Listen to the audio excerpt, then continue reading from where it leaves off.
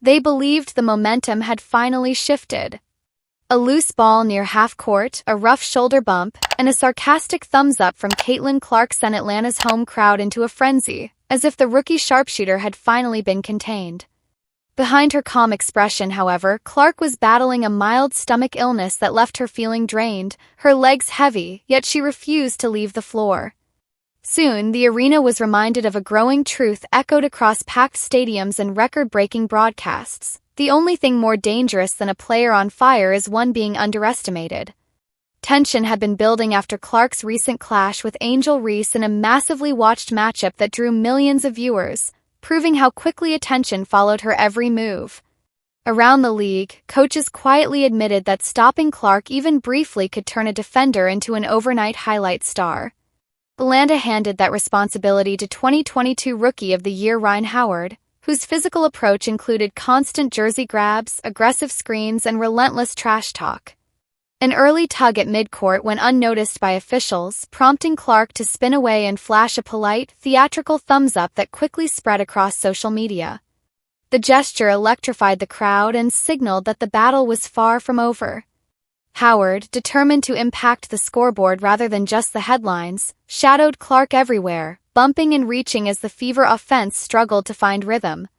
Atlanta surged ahead, and the arena buzzed with speculation that a defensive blueprint had finally been discovered. What the Dream didn't realize was that Fever coach Stephanie White was already adjusting, preparing a counter that would flip the momentum. Replays later revealed several missed fouls, sparking criticism from analysts like Ryan Clark, who accused officials of allowing excessive contact. Fans flooded timelines with screenshots showing marks on Clark's shoulder, fueling debate about how physical the league should allow games to become. Instead of retaliating, Clark adapted, slowing the pace, widening her dribble, and turning drives into deceptive setups while slicing defenses apart with precise passes. A sharp left-handed bounce pass set up Natasha Howard for an easy finish, and Clark's confident reaction shifted the energy in the building. Howard continued playing aggressively, delivering bumps and shoves, but Clark answered with composure, quietly making it clear she wasn't intimidated. Recognizing that one player couldn't overcome constant pressure alone, Stephanie White unleashed a faster lineup. Sophie Cunningham, returning from an ankle issue, injected energy while Lexi Hull, one of the league's most accurate shooters, stretched the floor alongside Kelsey Mitchell. With Clark directing traffic from the top, Atlanta's defense began to collapse under the spacing. Quick possessions turned into clean baskets as the lead rapidly disappeared, forcing the Dream into defensive adjustments that failed to slow the momentum. Statistical shifts revealed the impact instantly, as the Fever's offense surged to an elite scoring rate with the new lineup. Hull attacked open corners, Cunningham chased every loose ball, and Clark, despite struggling to score herself, piled up assists that reshaped the game's flow. Howard's continued fouling finally drew a whistle, calming tensions that had been building inside the arena. By then, Stephanie White had already transformed the contest from a physical duel into a team showcase, leaving Atlanta searching for answers. The second quarter began with Clark posting one of her quietest scoring starts of the season, causing some viewers to wonder if her magic had faded. Instead, she orchestrated a sequence of brilliant plays, a coast-to-coast drive ending in a perfectly timed assist, a deep cross-court pass that beat the shot clock, and a no-look feed that set up another smooth finish for Mitchell. Within minutes, she stacked assists and momentum swung completely in Indiana's favor, forcing Atlanta's coach into a desperate timeout. By halftime, Clark led all players in assists despite minimal scoring, demonstrating her growing control over the game's tempo. Howard continued talking confidently after hitting a deep shot, but Clark responded the only way she knew how, by letting the game answer. With the ball back in her hands, she created space with a hard dribble, stepped back beyond the arc, and finally buried her first three-pointer of the night, igniting the crowd and signaling that the momentum had fully turned.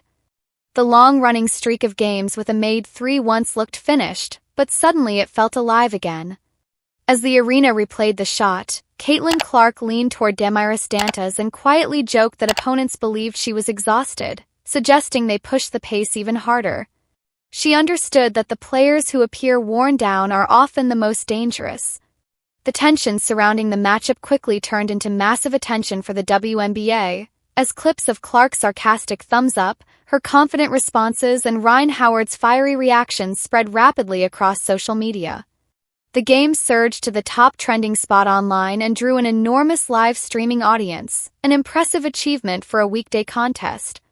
ESPN even cut in with live coverage, fueled by the same excitement generated days earlier during Clark's highly watched showdown with Angel Reese.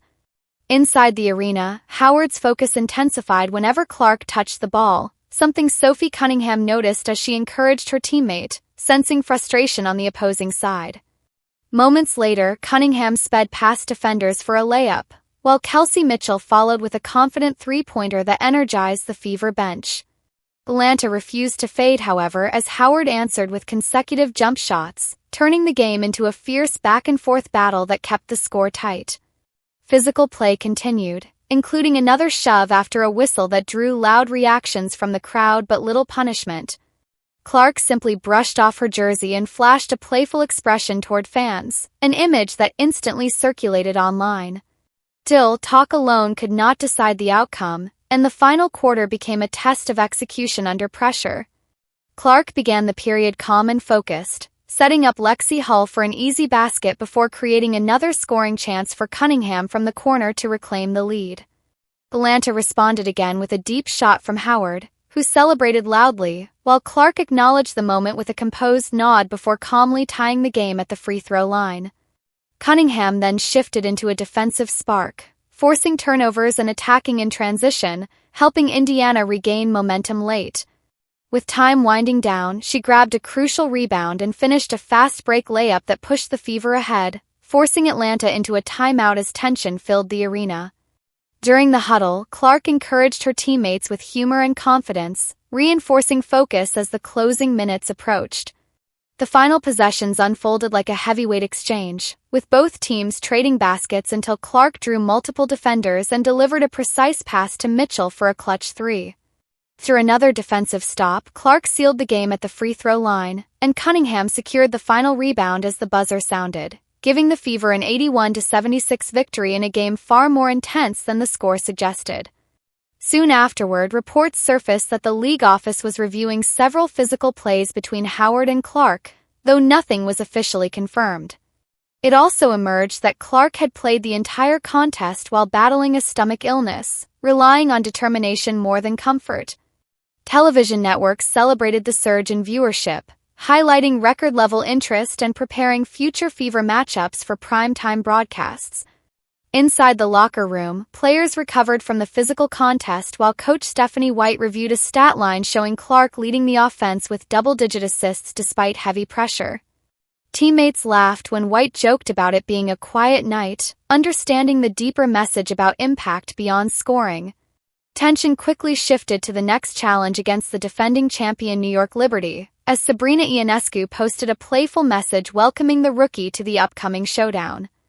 The season's momentum continued to build, raising a new question across the league. If illness, relentless defense, and chaotic officiating couldn't slow Caitlin Clark, what possibly could? Atlanta threw physical defense and bold taunts her way, yet walked away as another chapter in a growing highlight reel that is reshaping how audiences follow women's basketball. With multiple closers, a fearless coach willing to adjust instantly, and a rookie already driving national attention, the Fever's early season surge felt like only the beginning, and somewhere another scouting report was already being rewritten.